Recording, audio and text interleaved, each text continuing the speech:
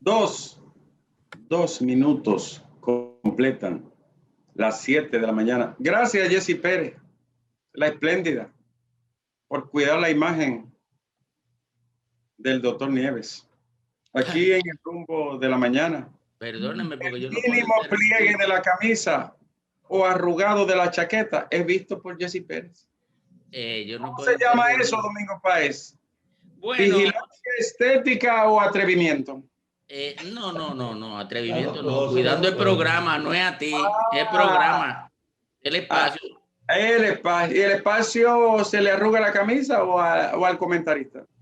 Yo diría que al talento. Yo creo que al talento. Así se inicia el rumbo de la mañana, saludando a nuestra productora general Jessy Pérez, que es una joya pulida. Señores, iniciamos este programa ya en el epílogo del mes de enero, 29 de enero. 29, ¿verdad? Sí, 28. 28 de enero. Y el tiempo pasa como agua. Entre tanto, haré un comentario breve sobre la situación de los médicos dominicanos en el sector privado.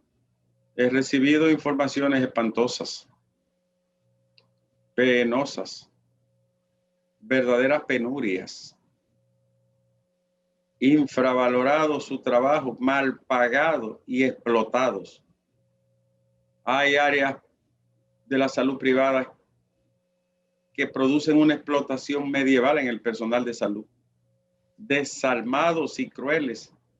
Hay médicos del sector privado que no ganan 30,000 pesos al mes. Trabajan 24/7 y servicio cada 3 días. Una verdadera explotación a profesionales académicos egresados del nivel educativo superior. Y una de esas explotaciones bárbaras se produce en la región este y en la zona turística. Trabajan el doble y el triple y su salario no llega a 28,000 pesos. Eso se llama sobreexplotación y afectación de la dignidad humana. No solo es un asunto laboral, es una violación a la dignidad humana.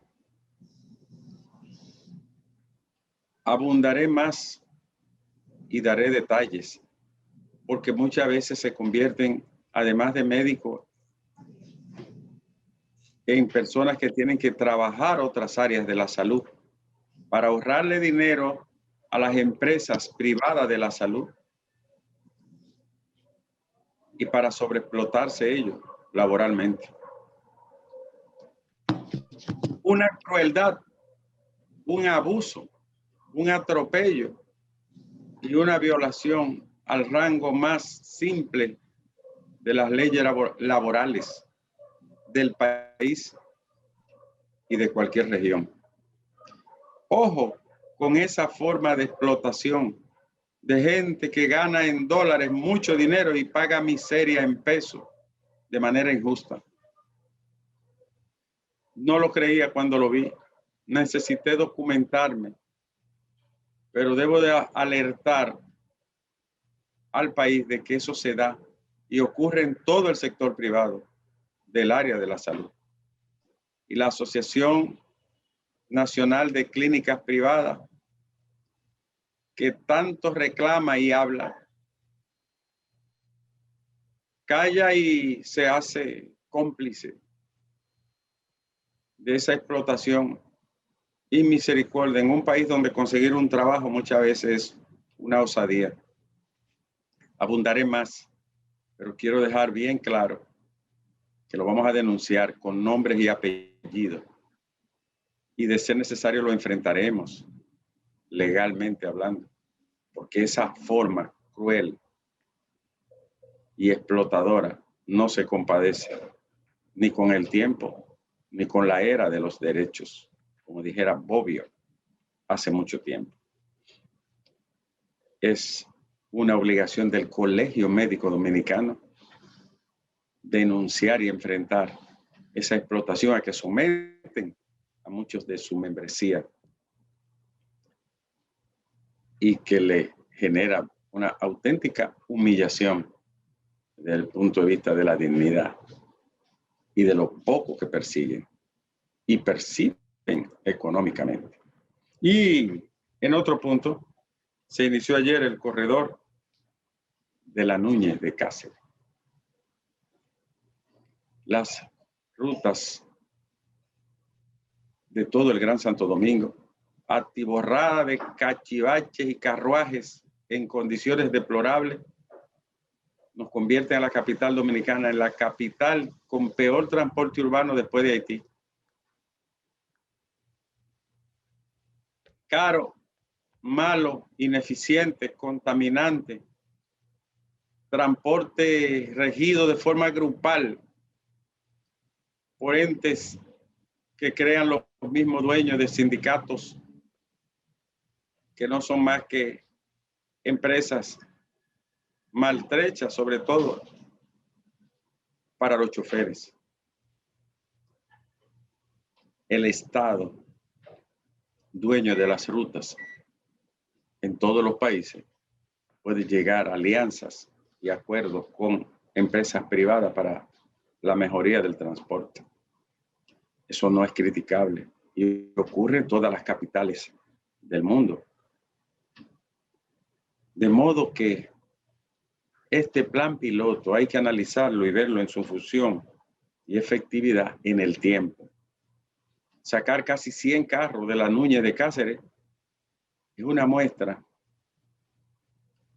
que puede servir para valorar hacia dónde se encamina el transporte del Gran Santo Domingo. Lo cierto es que es minimalista, contaminante, desordenado, ineficiente y extremadamente caótico el transporte de la capital. Estos autobuses que ahora sustituirán a los viejos carros son de empresarios, como eran los carros de empresarios también. Ahora hay que conocer la intríngulis de los contratos. ¿Quién pagará a los choferes? El combustible, el mantenimiento y los gastos de los vehículos. Y el gobierno, ¿qué beneficio dará a la sociedad? Porque al final el gobierno dominicano tiene que subsidiar combustible a transportistas, subsidiar los pasajes de los autobuses de la ONSA y permitir el desorden que han generado por décadas los sujetos del transporte. Para citar un ejemplo, cada vez que un ciudadano toma una guagua o autobús de la ONSA, el Estado está pagando por ese ciudadano más de 40 pesos. Cada vez que aborda el metro un ciudadano dominicano, el Estado está pagando más de 250 pesos por ese pasaje. Es decir, que tiene que subsidiar y cargar como quiera con todo el costo del transporte. Y al final, en el caso de las famosas rutas, también cargar con el caos y el desorden, pues entaponamiento y embotellamiento que genera un sistema de transporte que ya llegó a la caducidad, porque el sistema mínimo o pequeño, es decir, carros de poca capacidad, no pueden sustentar un transporte urbano, en nombre de Dios. Esperemos a ver la iniciativa de la Núñez de Cáceres y este corredor, que debe de ser mucho mejor que lo que existía y debe de constituir un respiro para la gente allí, amontonadas en filas interminables en esos carruajes destartalados que atentan hasta contra la seguridad de los pasajeros. Esperemos y analizaremos todos los componentes de este sistema de transporte a gran escala, sustitutivo del viejo modelo de carro por el de autobuses. Hablaremos en este espacio en los días venideros con el director de la entidad rectora del Intran y hablaremos también con choferes y pasajeros para ver cómo va funcionando el nuevo sistema de transporte urbano. Cierto es que ya es inaguantable, insoportable sostener 20,000 carros en todo el Gran Santo Domingo para transportar a 4 y 5 personas en cada unidad. Eso es imposible que pueda sostenerse y contraviene la lógica más elemental de la urbanidad y de las macro ciudades como el Gran Santo Domingo. Esperemos pues los detalles que no los conocemos del todo. Señores, la Junta Central Electoral ha decidido por resolución que solo 2 partidos son mayoritarios, el PRM y el PLD. Los demás quedan fuera de ese rango de partidos mayoritarios y por lo tanto no entrarán en la masa del dinero como muchos ansiaban. Y esto excluye a la Fuerza del Pueblo, que no es considerada partido mayoritario porque alcanzó un 4.5% de la proporción de los votos. Esperemos a ver si se produce algún tipo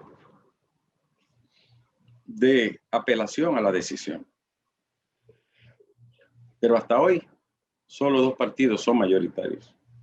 Y una dominicanada que no se podía quedar es que muchos de los pasajeros que iban rumbo a Estados Unidos o Europa se quedaron varados en el aeropuerto porque llevaron pruebas viejas, pruebas pasadas, y la enseñaron con el mismo temple con que se quedaron varados. Increíble. Llevaron pruebas viejas, muchas personas. Esa es la estampa que nos distingue, ¿no? De la morosidad y de las formas. Y la respuesta siempre era: yo no lo sabía. Y hablando de yo no lo sabía, José Daniel del Rosario es el sustituto de el ingeniero Faña en el Instituto Agrario Dominicano. Fue nombrado ayer de forma interina, pero quién sabe hasta cuánto dure. El señor Daniel del Rosario, en sustitución del hasta ayer acusado Faña de agresión sexual a una joven que trabaja en esa dependencia. Con esa sustitución se puede hablar del ocaso o declive del político Faña, que queda excluido de la posición y sustituido ipso facto mientras esté involucrado en el proceso judicial. Y quién sabe. Y un dato relevante de noticias que son muy preocupantes es esta que arroja el Ministerio de Hacienda junto con la Dirección General de Presupuesto. Oigan esto: de cada 100 dominicanos que tenía empleo con salario mínimo, 56% perdió ese trabajo. 56 de cada 100 dominicanas que ganaba un salario mínimo perdió su trabajo. Ese es un dato demoledor. Es una cifra que encrespa, un resultado que alarma. Que 56% haya perdido ese trabajo significa que no está cotizando a la seguridad social, pero además que ese mínimo empleo de 10,000 pesos, que es el promedio del salario mínimo, se perdió para esa familia y que debe de ser asistida por el Estado o buscar otra forma de ganarse la vida. Eso se llama pobreza estructural. Eso se llama miseria económica. Eso se llama crisis laboral. Penoso el cuadro de cientos de miles de personas que mantenían su trabajo mal pagado, pero que era el principal sustento. Y el impacto de esa pérdida es sumamente crítico para la familia que se ve abocada a buscar otra forma de ganarse la vida. Así es que esto nos enseña a nosotros que la crisis generada por el COVID es una crisis de dimensiones únicas, que América Latina, en sentido general, va a vivir uno de los peores momentos económicos y sociales del último medio siglo. Triste panorama, pero habrá que afrontarlo con mucha valentía y dedicación. Pérdida del empleo es una tragedia social, especialmente para la gente pobre. Y por último, señores,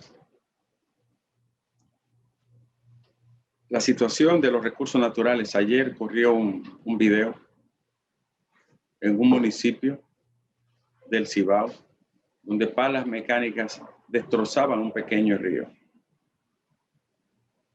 sacando materiales, arena, grava, de un afluente pequeño. Hay que decir que el ministro de Medio Ambiente y Recursos Naturales ha estado haciendo un esfuerzo muy valioso y que todos reconocemos. Pero los ayuntamientos del país son entidades delincuenciales en materia ambiental. El 95% de los ayuntamientos del país son cómplices de la destrucción de los recursos naturales y de la afectación que sufren los ríos. Mandados por la ley con facultad para detener y parar cualquier tipo de actividad que atente contra los recursos naturales, los alcaldes y las salas capitulares se convierten en cómplices de esas violaciones y de esos daños que se ocasionan a la fuente de agua y a los recursos naturales del país. Los ayuntamientos son un desastre para la República. En la mayoría de los casos, lo que hacen es actuar en complicidad con los depredadores y en connivencia con los violadores de la ley. Si los ayuntamientos tuvieran la conciencia y vergüenza suficiente, nosotros evitaríamos muchos problemas.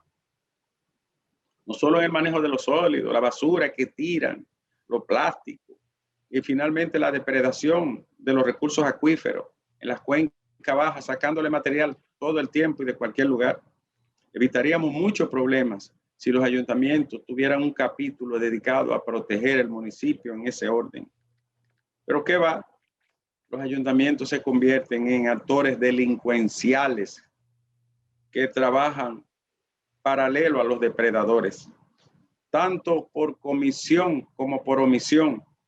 Los ayuntamientos, que son los gobiernos locales del país, son instituciones desgraciadas para esas comunidades que lamentablemente no tienen representación. Muy vergonzoso que no haya una conciencia ni una responsabilidad. La misma ley 6400 obliga a los funcionarios públicos y de manera especial a los responsables de los ayuntamientos a hacer cumplir la ley, y en caso de no hacerlo, lo hace corresponsable de los delitos ambientales que se cometen en las diferentes jurisdicciones. Pero tampoco los fiscales actúan, porque se vuelven cómplices también por omisión de estos destrozos. Ese video que ayer corrió en las redes sobre el río Hinoa es despreciable, vergonzoso. Fuera un ayuntamiento con capacidad y con entendimiento del asunto, y eso no ocurriera, señor. Qué lástima, ¿no? Que los gobiernos locales son un desastre. Y estos nuevos que llegaron son iguales o peores, repitiendo las mismas porquerías del pasado y en algunos casos superándolas. Triste el tiempo que le toca a las ciudades y a los municipios, dirigido por gente que no tiene conciencia ni le importa el destino de su comunidad. Isidro.